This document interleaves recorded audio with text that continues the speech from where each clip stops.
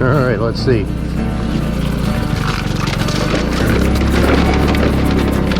Whoa. Hope we didn't get any water in the intake there.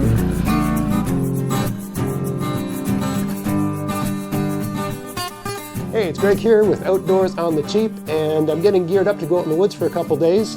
Going to be going down a logging route about 4 or 5 kilometers. And I'm using this road scooter, a Honda Ruckus, to get back there. It's got relatively fat tires, and it's not an off-road vehicle, but it can get you there if you're careful and that sort of thing. And I just want to talk about a modification that I've figured out for going off-road, because the factory tires, the stock tires that comes with this vehicle are not meant for going off-road. They're not all-terrain, they're not knobby, they don't have an aggressive tread. They have a bit of tread, and I'll show you in a second, but really, if the road is, the road I'm taking, there's parts that are sort of gravel, but a lot of the road is clay, basically. It's just a clay road, and so when it's wet, it might as well be grease, right? It's like soft grease. So it can still get you through, but it's very dicey, and stability of the rear wheel, it just doesn't hold its spot. So I figured out a way, a very, very cheap way. I mean, the ultimate solution is get a real dirt bike or get an ATV or so on and so forth. But if you're working with, if this is what you're working with, the ultimate solution is to get aftermarket all-terrain tires, which you can find. But that costs money, and you got to do all that work to change the bike and all that sort of stuff.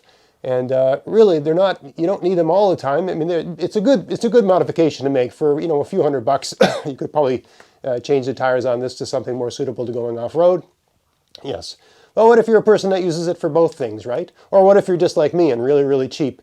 And I'm not going off-road all the time, right? This is just for deer season, trout season, that sort of thing. Other than that, it's not going into the woods. Also, I need some traction on this because I figured out a way that I think I can use this to tow a deer out of the woods, even though it's a 49cc engine. But I need that traction, right? So here, without delaying this any further, I found these things I bought them on Amazon or eBay. They're like emergency snow traction things. You basically put it around the wheel. I'll show you how they go on in a second. But they sort of go through the wheel well, and it's a zip tie, right? You see here, it's a zip tie. It just zip, it's a one-use thing, right? To take it off, you have to cut it, and then it isn't useful anymore. So you can't reuse them, right? Once you put it on the wheel, it's there until you cut it off or until it falls off. Okay, so the way these ones come, they're actually, I'll show you this in more detail as we go along, but there's too much of this stuff because they're built for car wheels, right? So I actually have to cut 2 of these knobs off on one side and 2 of the knobs off on the other side, because on the rear wheel, it fetches up on the, what'd you call that? The fender, right? The mud flap or whatever, mud fender, right? So basically it can't be, it just can't, the traction part of it cannot be this wide. It has to be shortened. And that's a tricky thing as well. And I'll show you how I do that. And let me just bring you into the bike here so I can show you how these went on. All right, so you can see I've got it here like this, right? You can see how I removed the little knob, 2 knobs on one side, right? There's on this fender, there's something on the inside, a flange or something like that, and it grabs these unless they're removed, okay?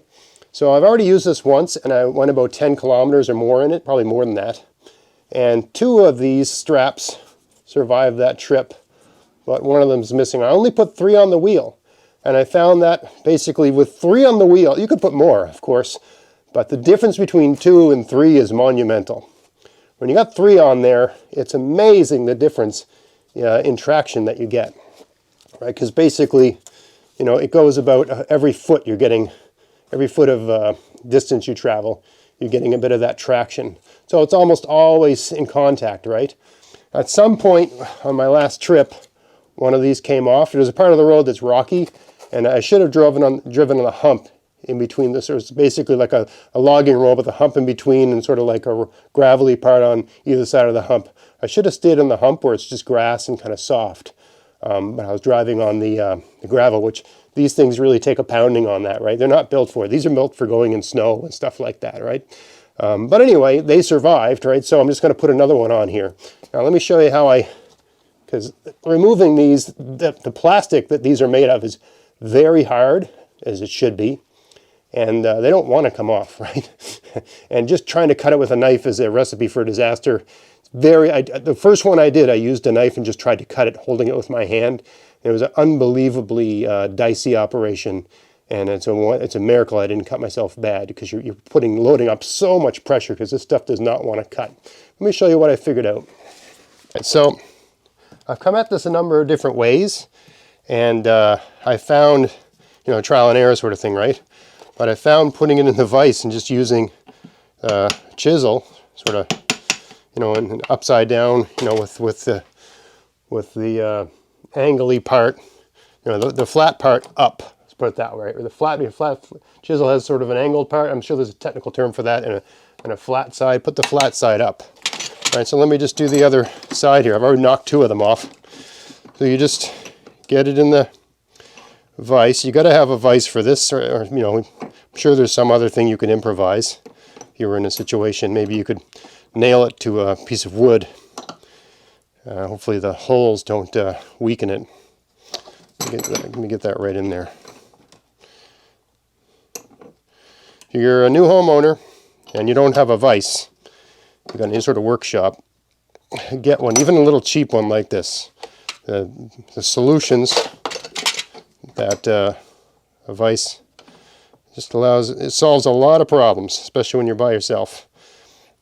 Especially when you're doing dicey stuff like this, where things are, there's a risk of injury. Anyway, just go like that. Pops right off.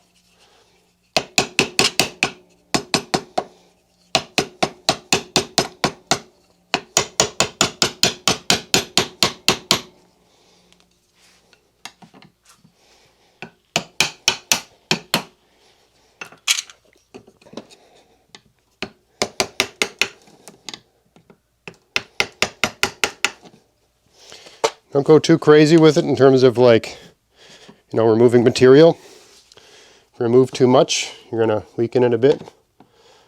But,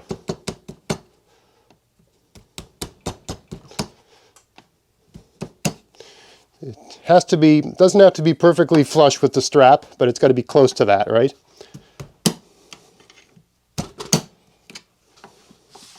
You can even sort of do it with your hands a little bit. If you got to, this is easier if your chisel is nice and sharp, of course, right? It's always easier to use a chisel if it's sharp. Oh, almost got into the other one there. Be sort of careful about that. Probably is easier to use the hammer, because it's you got more control.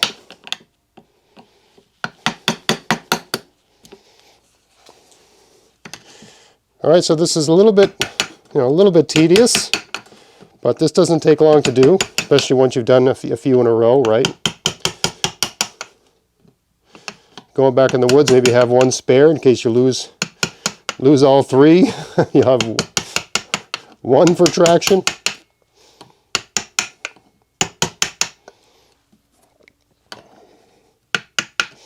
But that's the gist of it. Get the idea? Right? So now that's like that, right? See how much I've removed? You can see the difference, right? Here's the 2 that are still on, and here's where they've been removed. Here's another useful trick. If you have a rasp, a rasp, this is I think it's called a 4-in-1. It's got 4 different, a flat side that's aggressive, a flat side that's sort of smooth, right? And then a rounded side that's aggressive, and a rounded side that's smooth. And you take the aggressive side to it.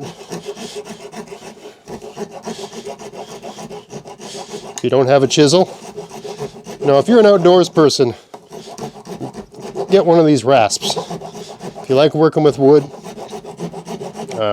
it solves a lot of problems very easily.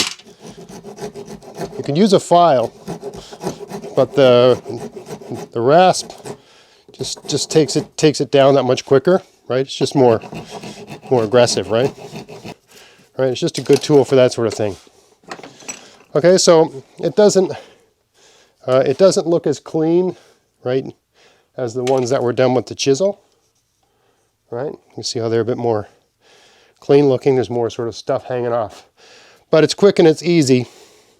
And if you're not doing a whole lot of woodworking, but you do some, this is a handy tool to have. I think it's called a 4-in-1, or all it says on this is Japan. All right, so here we are. Put this on. I find putting it on the right side of the tire is better, because there's on the opposite side of the tire there's more things like, you know, the gears and the chain and all that other stuff, just more stuff. So basically this, you know, if you fasten it on this side, right, this little nubby thing, right, you want this nubby thing on this side of the tire. Okay, so all I do is just put it through the wheel well. Oops, got that the wrong way. There we go, like this. Through the wheel well. Right, it's the point of no return, right? Once you put this thing in, you can't, you know, you basically compromise the integrity of it if you try to undo it. There is ways to release it, but it's pretty much a one-shot deal. Okay, so you got to line this up so that it's sort of close to, you know, centered relative to the tire here, right? And you try to crank her on as tight as you can get it, which is trickier than you might think. I found using a stick like this and sort of pulling against it, that's the gist of it. Right, I could get it. I could still go a little tighter, I think. Trying to do this without getting in the camera frame. That's why it's there we go. I got a couple more notches. There we go. All right, now you just cut that off. You could use a knife to cut that off, but I wouldn't recommend it, because you gotta push really hard to cut this plastic, even with a crazy sharp knife, and you don't want things to go wrong and puncture your tire. Anyway, so now it goes through.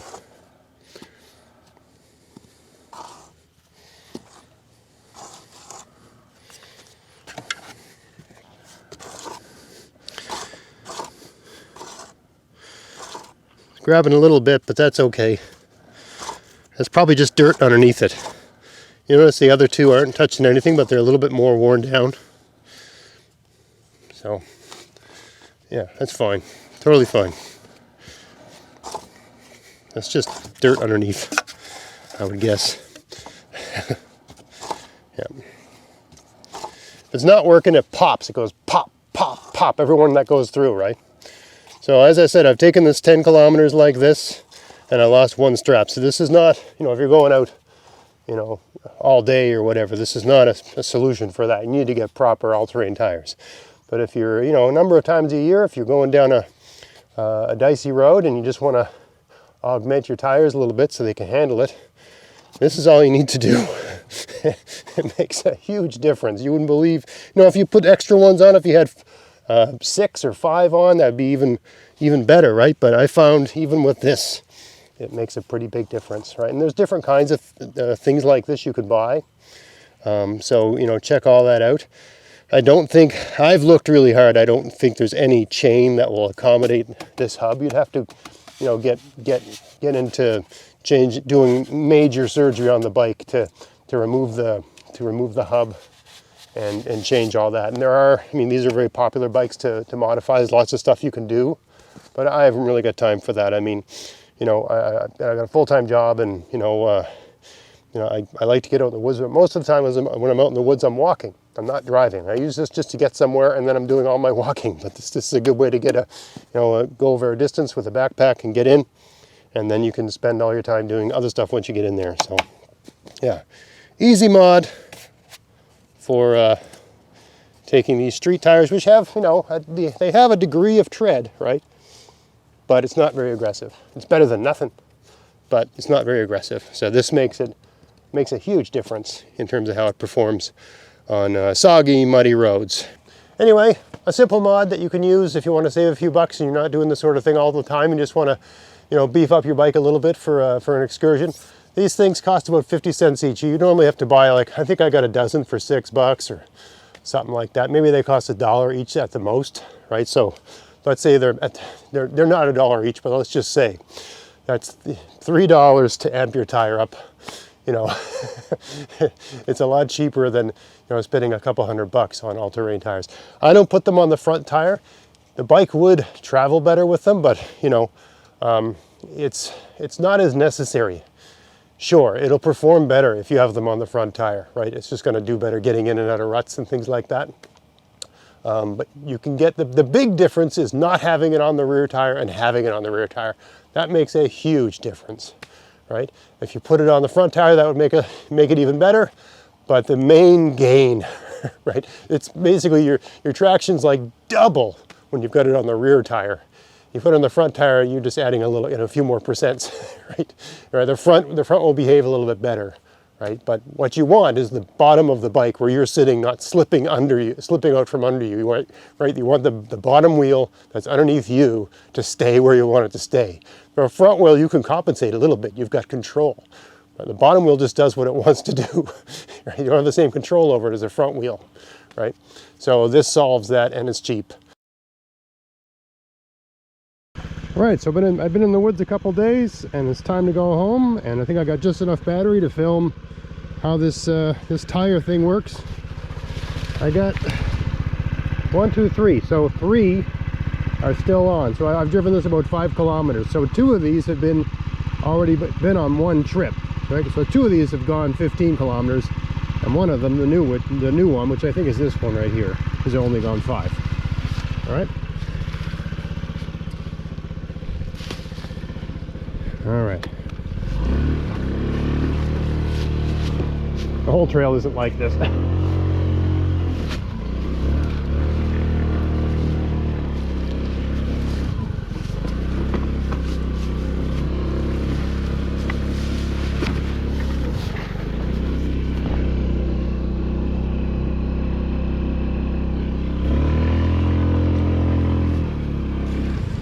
Put my visor down.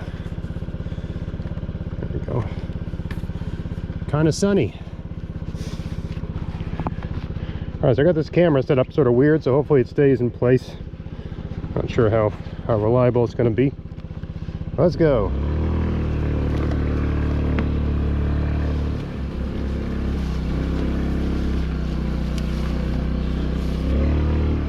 Pretty soupy here.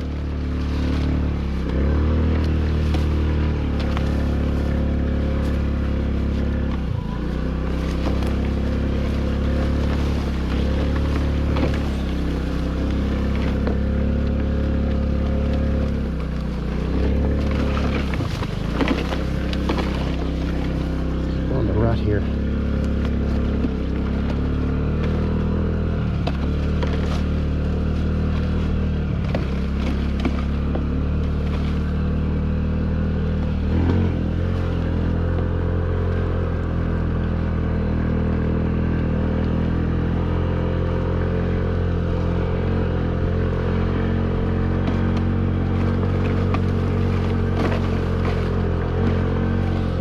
Grass is wet and slippery, so I find, I mean, the front tire is a bit wild, but at least the rear is holding position, right?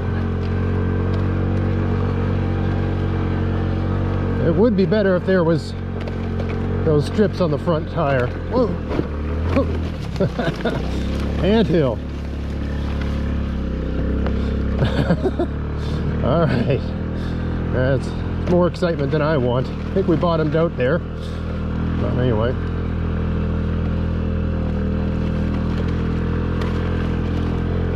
I prefer the shoulder because there's no ruts in the shoulder, but then you get the odd rock or anthill that just about sends you off the bike.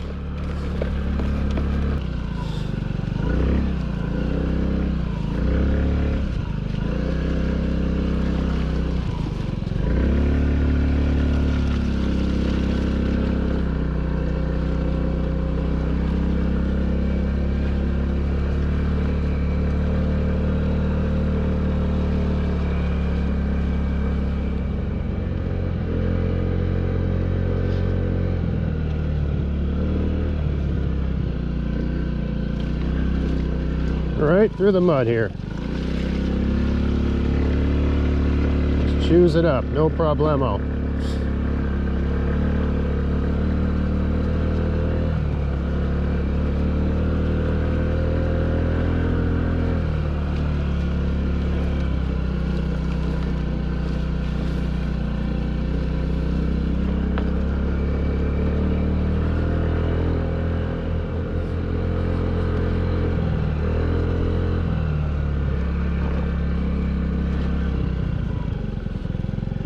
There's all a really lousy spot. It just gets worse every year.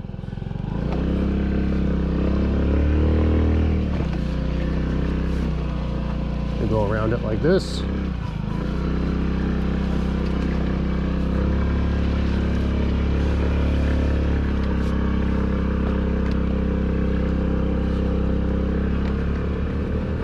Now we're going uphill. This 49cc engine does just fine on hills, I have to say. Got no problem. I have plans to take a deer out. There's a porcupine up there. Let's see if we can catch him. Hey, Porky. There he goes. Yeah, this 49cc engine's got all the power I need for what I'm doing, I think. I've got a game cart that I've devised a way to hook up to this thing. If I do get a deer this year, I plan to tow the game cart with this on the way out the woods. I mean, that's not built for that, and you know, I'm just basically tying it on with inner tubes. So you know, I got to do this going slow. It's not like anything you'd want to do on a road or anything like that, right? You're just puttering along. This is a CVT transmission. I don't know how good or bad that is for the transmission, but if I only do it once a year, I don't think it's gonna have too much of a negative effect. Well, the road just stinks here. See if I can get over to something better over here. A little bit better. Whoa.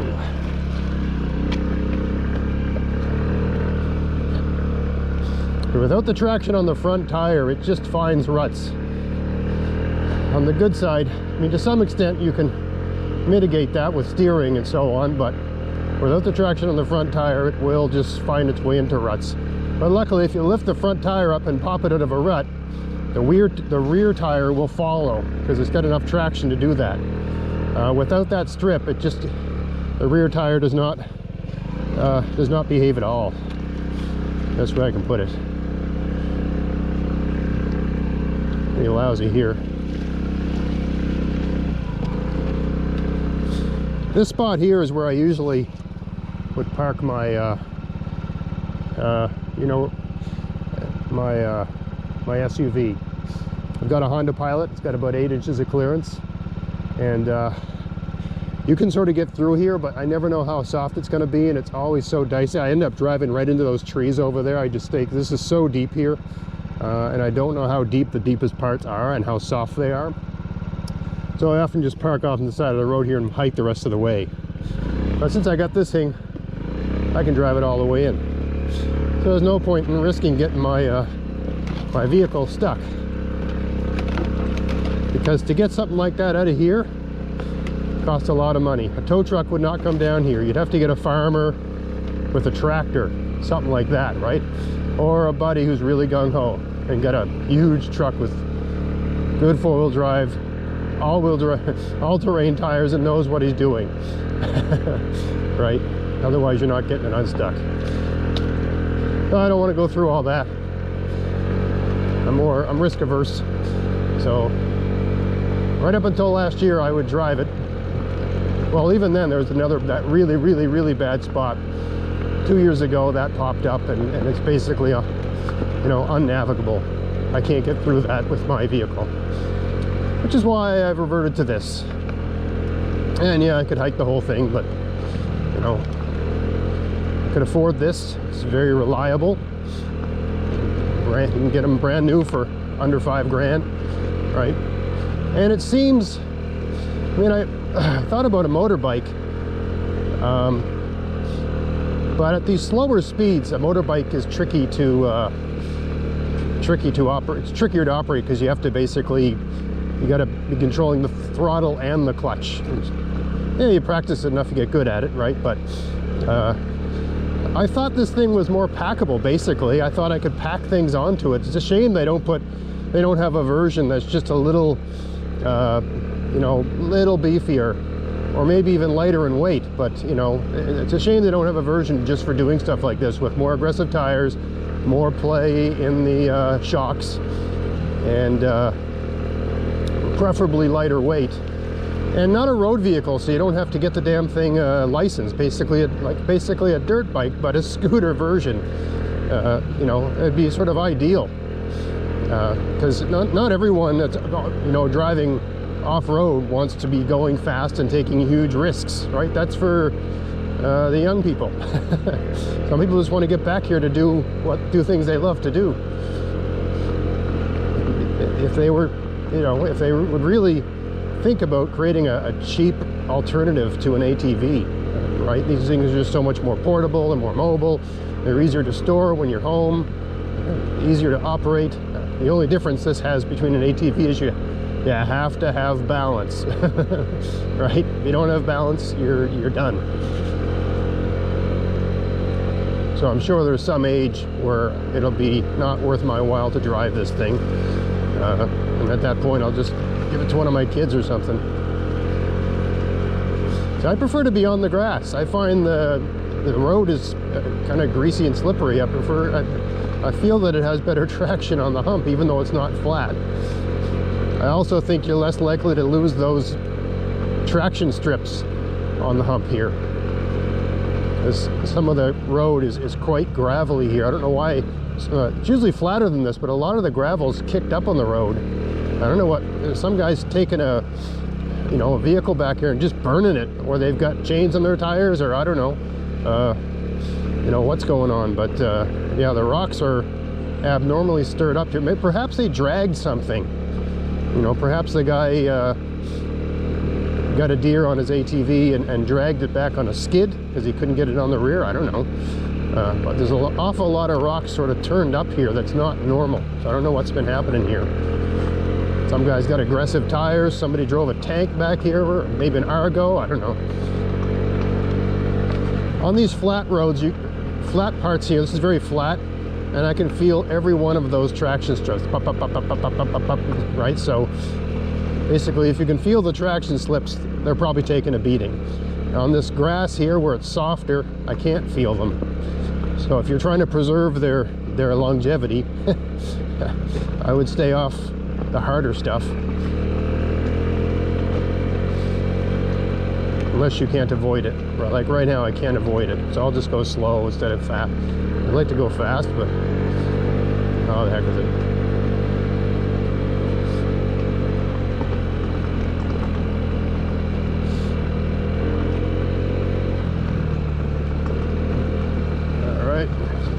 Dicey spawn here.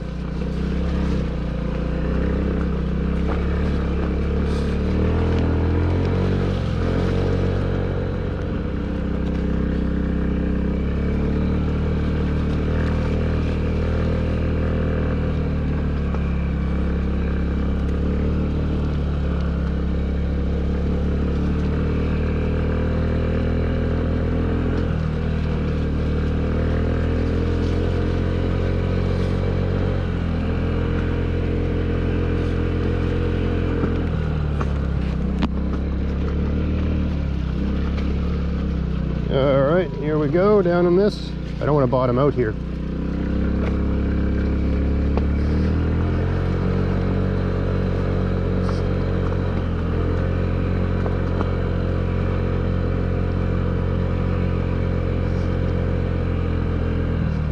Alright, let's put it right through this mud here. Nice. Alright, let's see.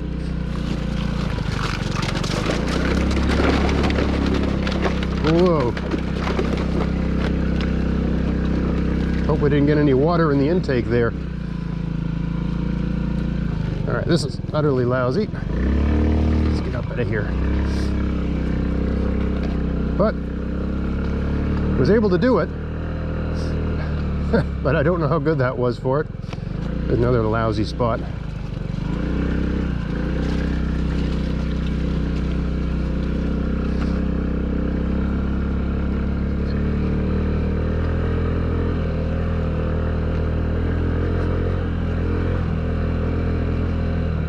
The air intake on these is quite low, so you have to be careful when you're swamping it.